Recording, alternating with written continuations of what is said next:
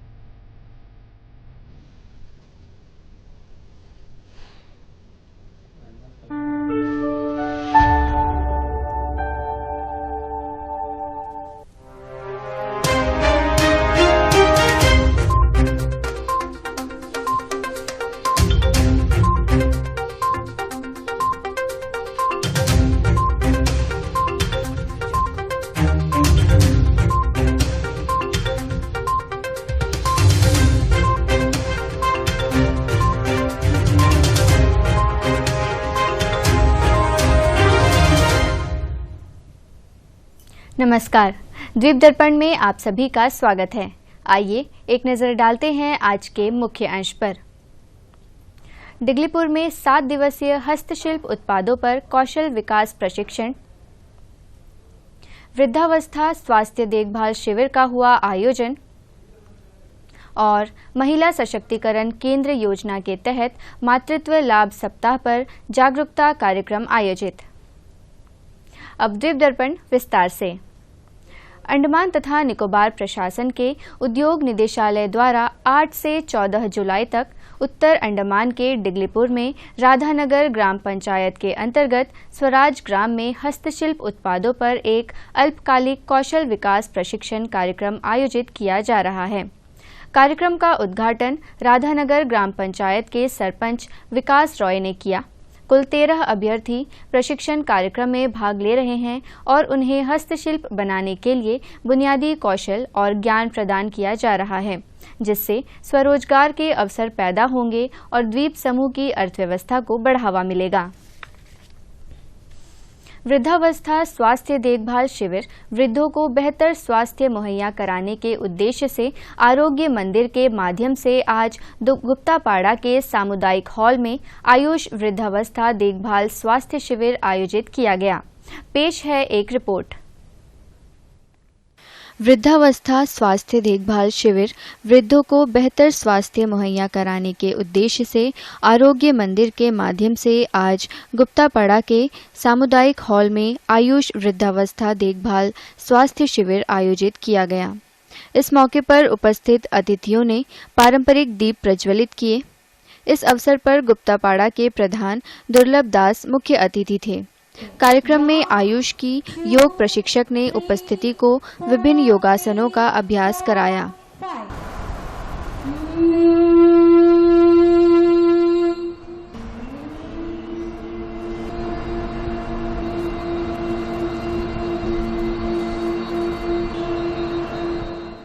इसके बाद मिलेट्स के उपयोग को बढ़ावा देने के लिए मोटे अनाज से तैयार व्यंजनों की प्रदर्शनी को कार्यक्रम में मौजूद अतिथियों के साथ ग्रामीणों ने भी देखा।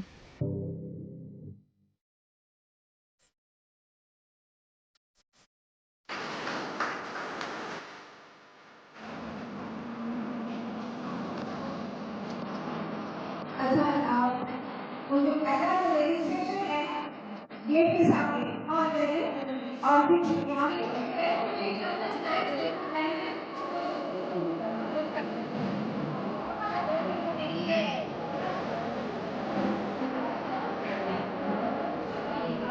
इस बीच डॉक्टर कीर्ति ने मोटे अनाज के महत्व पर प्रकाश डाला।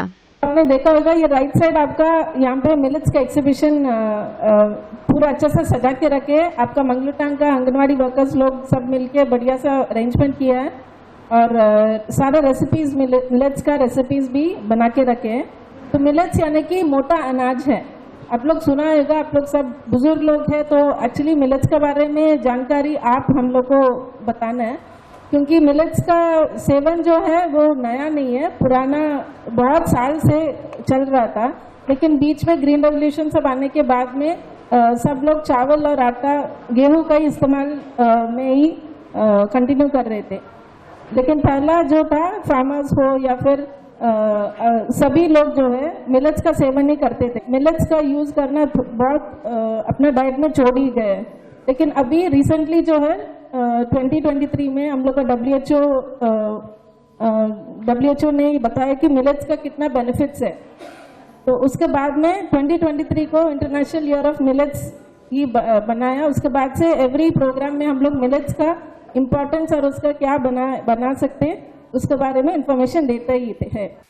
डॉक्टर मालविका दत्त ने शरीर को स्वस्थ रखने के आवश्यक पहलुओं पर जानकारी दी।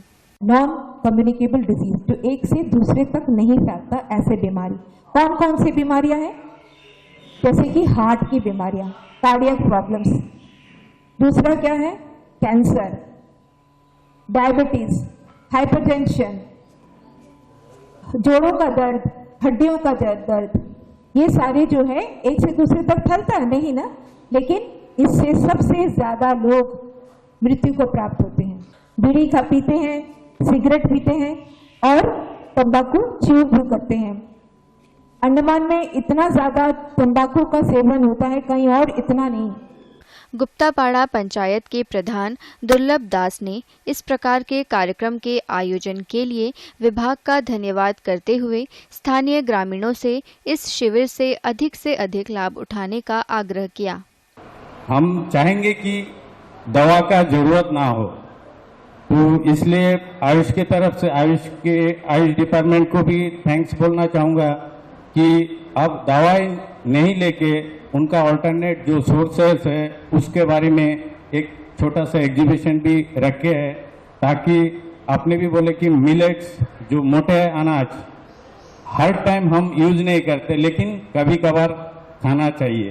तो ये हमें आजकल का जो फास्ट ट्रैक जिंदगी में हमें पता नहीं चलता कि हमने क्या छोड़ दिया।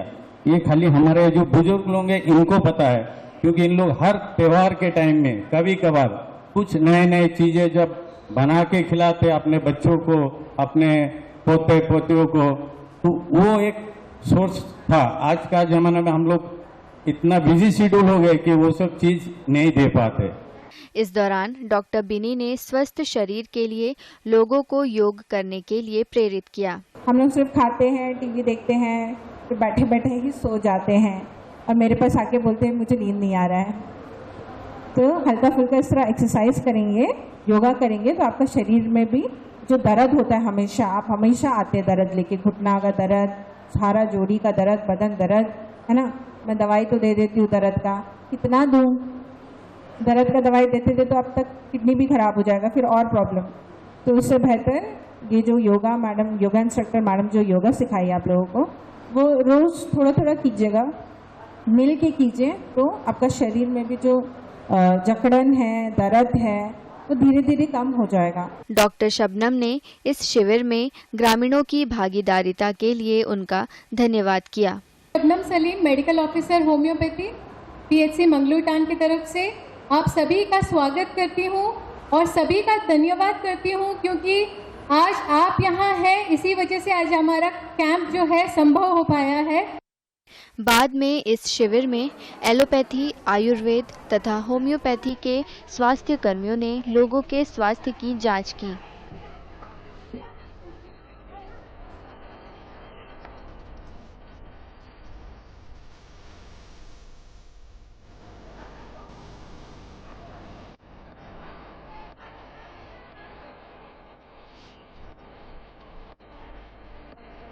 स्वास्थ्य सेवा निदेशालय के आयुष तथा अंडमान निकोबार राज्य आयुष संस्था द्वारा आयुष्मान आरोग्य मंदिर के माध्यम से कलिकट के सामुदायिक हॉल में कल सुबह 10 बजे वृद्धावस्था देखभाल स्वास्थ्य शिविर का आयोजन किया जाएगा। इस दौरान प्रशासन के वरिष्ठ अधिकारी भी मौजूद रहेंगे। पर्यटन विभाग सभी संबंधित विभागों और द्वीप समूह के प्रमुख पर्यटन हितधारकों के सहयोग से कल से 14 जुलाई तक मानसून पर्यटन महोत्सव का आयोजन करने जा रहा है। इस महोत्सव की तैयारियां अपनी चरम सीमा पर हैं। इस दौरान लोगों के मनोरंजन के लिए रंगारंग सांस्कृतिक कार्यक्रम भी आयोजित किए जाएंगे। आइए देखते हैं इसकी एक झलक। निगाहों का वो हशर उठे जो दिल में मीठी लहर, लगे कि जैसे एक हंसी शहर। हाँ तुम हो मेरी निगाहों का वो हशर, उठे जो दिल में मीठी लहर, लगे कि जैसे एक हंसी शहर। हाँ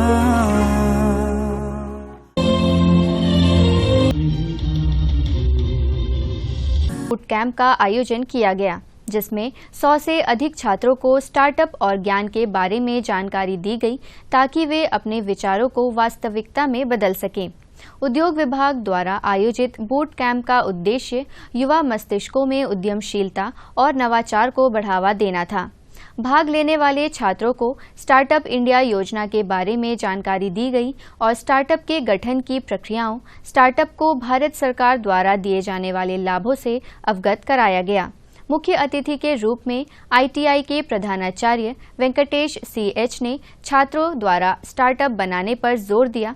उन्होंने छात्रों को अपने शैक्षणिक संस्थान के माध्यम से उपलब्ध संसाधनों और नेटवर्क का लाभ उठाने और स्वरोजगार के अपने दृष्टिकोण के प्रति प्रतिबद्ध रहने के लिए भी प्रोत्साहित किया।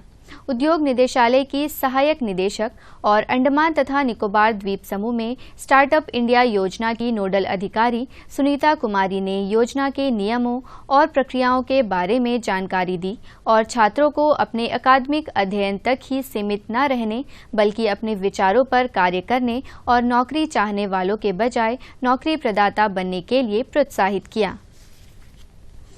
द्वीप दर्पण की अगली कड़ी इस ब्रेक के बाद।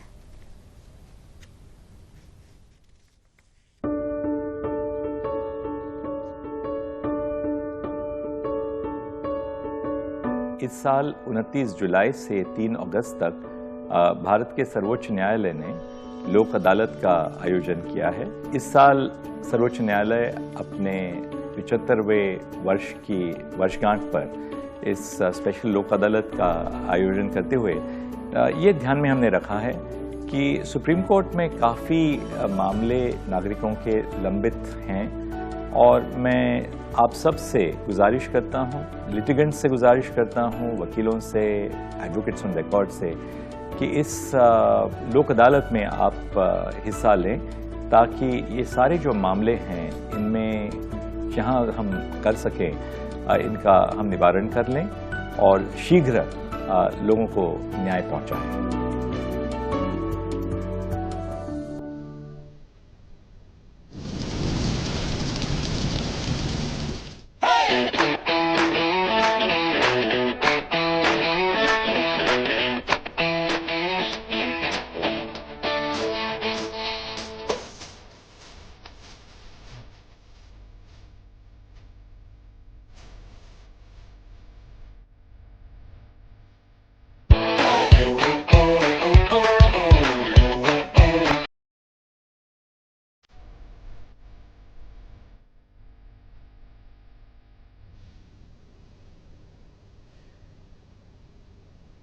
द्वीप दर्पण में आपका पुनः स्वागत है।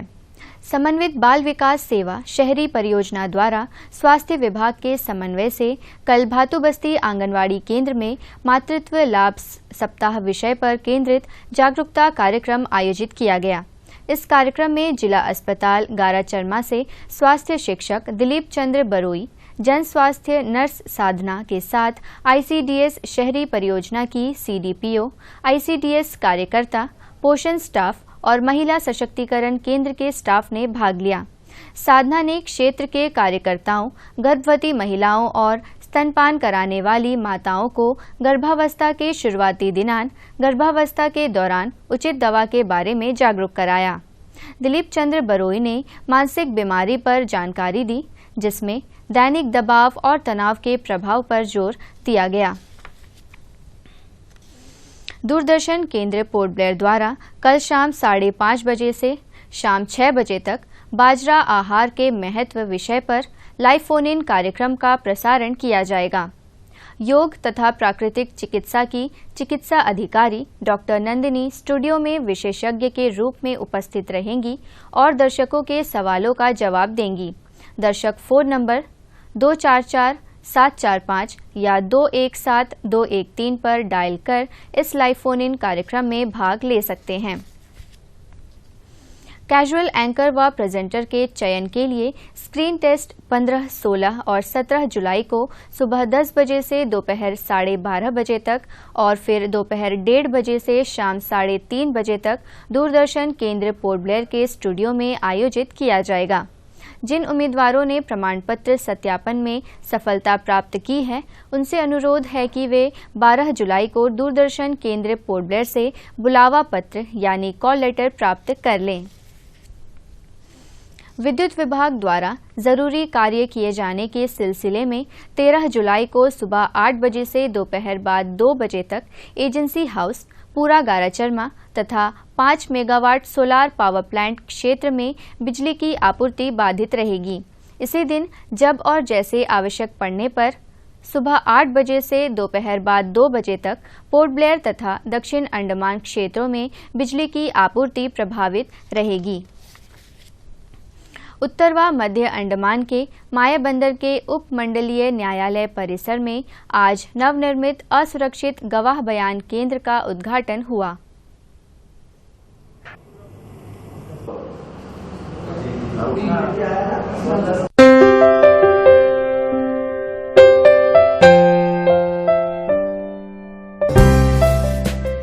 These secret treasures, known for their pristine beauty, peaceful surroundings, turn them into a special place in these remote part of India.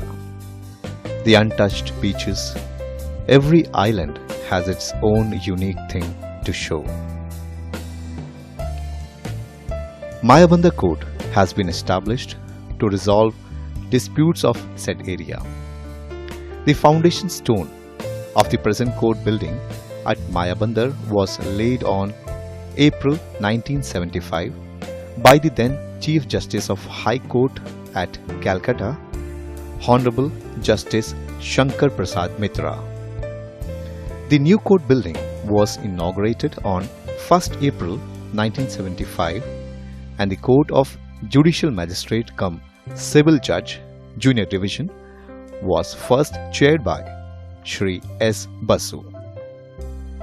Subsequently, Court of Chief Judicial Magistrate and Court of Additional District and Sessions Judge, North and Middle Andaman District at Mayabandar has been established. The scenic beauty, lush green forests have added new dimension to this building. The facilities for Vulnerable Witness Deposition Center has been established as per the direction of Apex Court. As per requirement of new criminal acts, video conferencing facility has also been set up. Vulnerable Witness Deposition Center under the VWDC scheme constitute a courtroom, accused dock, separate room for recording the evidence of witnesses having audiovisual facilities and the PO's chamber. The main objectives for setting up and dedicating such a facility is to enable vulnerable witnesses to depose freely before any court in a safe and secure environment, to minimize harassment or secondary victimization of vulnerable witnesses in justice system, and to enable that the right of all the parties in the judicial processes can effectively be enforced. Jai Hind.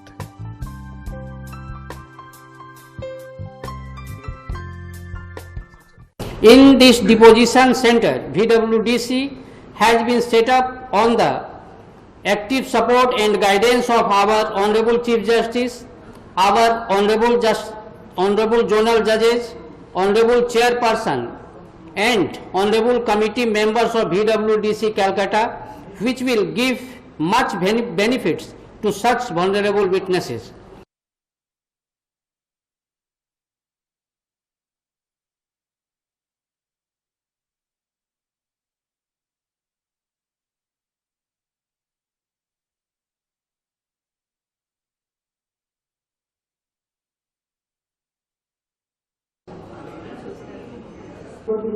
के मुख्य न्यायाधीश T.S.. शिवागणनम ने इस केंद्र का उद्घाटन किया। इस मौके पर अंडमान निकोबार द्वीप समूह के प्रभारी न्यायाधीश सभ्यसाची भट्टाचार्य, VWDC के अध्यक्ष न्यायाधीश शंपा सरकार, VWDC समिति के सदस्य न्यायाधीश अमृता सिन्हा, न्यायाधीश कृष्णा राव तथा अंडमान निकोबार द्वीप समूह के प्रभारी अवर न्यायाधीश और न्यायाधीश राजा बासु चौधरी मौजूद रहे।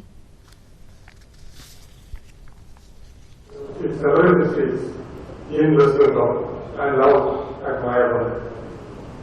As we are well aware that Mayabandar is one of the remotest corners of the country, and it takes 9 hours by ship and 8 to 10 hours by road, and the condition of the road is very bad. So the litigants, including witnesses, some of whom may be vulnerable, need not traverse all this distance to come and give their evidence. So by the way of video conferencing facility, as well as in the vulnerable deposition center, they can give their evidences. Their identity will be kept a secret, and they need not take the trouble of presenting themselves before the accused or face any sorts of behavior which will ultimately act as a deterrent for giving evidence in a particular case. The people should also keep in mind that there may be some instance where cases are pending since long because the witnesses are not coming to courts. So now through the video conferencing mode, and as per the new scheme of the 3 acts which are being implemented in the country, they can take benefit out of that. Law is for all, being a majestic edifice sheltering each of us, each stone of which rests on the other. The rights that we have, the liberties that we enjoy are all enshrined under the umbrella of the Constitution of India, which is the supreme law of the land. As a citizen of the country, every citizen is entitled to equality before the laws and equal protection before the laws. These 2 centers which have been inaugurated today will go a long way for the development of the judiciary in toto and North and Middle Andaman district in isolation. और अब मौसम कार्यालय ने अंडमान निकोबार द्वीप समूह में अगले 7 दिनों के लिए मौसम पूर्वानुमान जारी किया है। इसके तहत 13 और 14 जुलाई को अंडमान निकोबार द्वीप समूह के 1 या 2 स्थानों पर 7 से 11 सेंटीमीटर तक भारी वर्षा होने की संभावना जताई गई है। मछुआरों के लिए कोई विशेष सूचना नहीं है। मौसम से संबंधित जानकारी और सूचना के लिए राज्य आपात संचालन केंद्र से हेल्पलाइन नंबर 1070 तथा जिला आपात संचालन केंद्र से हेल्पलाइन नंबर 1077 पर संपर्क किया जा सकता है। समुद्र में आपदा स्थिति और सहायता के लिए तटरक्षक के खोज एवं बचाव एजेंसी से टोल फ्री नंबर 1554 पर संपर्क किया जा सकता है। अंतर्द्वीपीय जलयान यात्रा संबंधी सूचना। MV जॉली बॉय स्वराज द्वीप और लॉन्ग आइलैंड होते हुए रंगत की यात्रा पर कल सवेरे 6 बजे पोर्ट ब्लेयर से प्रस्थान करेगा और इसकी वापसी कल ही दोपहर 12 बजे उन्हीं रास्तों से होते हुए पोर्ट ब्लेयर के लिए होगी। MV छोलदारी स्वराज द्वीप की यात्रा पर कल सवेरे 6:30 बजे पोर्ट ब्लेयर से प्रस्थान करेगा और इसकी वापसी कल ही सवेरे 9 बजे उन्हीं रास्तों से होते हुए स्वराज द्वीप से पोर्ट ब्लेयर के लिए होगी। MV हडबे शहीद द्वीप की यात्रा पर कल सवेरे 6:30 बजे पोर्ट ब्लेयर से प्रस्थान करेगा और इसकी वापसी कल ही सवेरे 8:45 पर शहीद द्वीप से पोर्ट ब्लेयर के लिए होगी। MV कमोर्टा शहीद द्वीप की यात्रा पर कल दिन में 11 बजे पोर्ट ब्लेयर से प्रस्थान करेगा और इसकी वापसी कल ही दोपहर 2:30 बजे शहीद द्वीप से स्वराज द्वीप होते हुए पोर्ट ब्लेयर के लिए होगी। MV लॉन्ग आइलैंड स्वराज द्वीप की यात्रा पर कल दिन में 11:30 बजे पोर्ट ब्लेयर से प्रस्थान करेगा और इसकी वापसी कल ही शाम 3:30 बजे स्वराज द्वीप से शहीद द्वीप होते हुए पोर्ट ब्लेयर के लिए होगी। MV छोलदारी शहीद द्वीप होते हुए स्वराज द्वीप की यात्रा पर कल दोपहर बाद 2:30 बजे पोर्ट ब्लेयर से प्रस्थान करेगा और इसकी वापसी अगले दिन सवेरे 5:30 बजे स्वराज द्वीप से शहीद द्वीप होते हुए पोर्ट ब्लेयर के लिए होगी। सभी जलयानों के यात्रा कार्यक्रम मौसम की स्थिति पर निर्भर होंगे। अंत में मुख्य अंश एक बार फिर। डिगलीपुर में 7 दिवसीय हस्तशिल्प उत्पादों पर कौशल विकास प्रशिक्षण, वृद्धावस्था स्वास्थ्य देखभाल शिविर का हुआ आयोजन और महिला सशक्तिकरण केंद्र योजना के तहत मातृत्व लाभ सप्ताह पर जागरूकता कार्यक्रम आयोजित। इसी के साथ ही आज का यह द्वीप दर्पण कार्यक्रम यहीं पर समाप्त होता है। नमस्कार।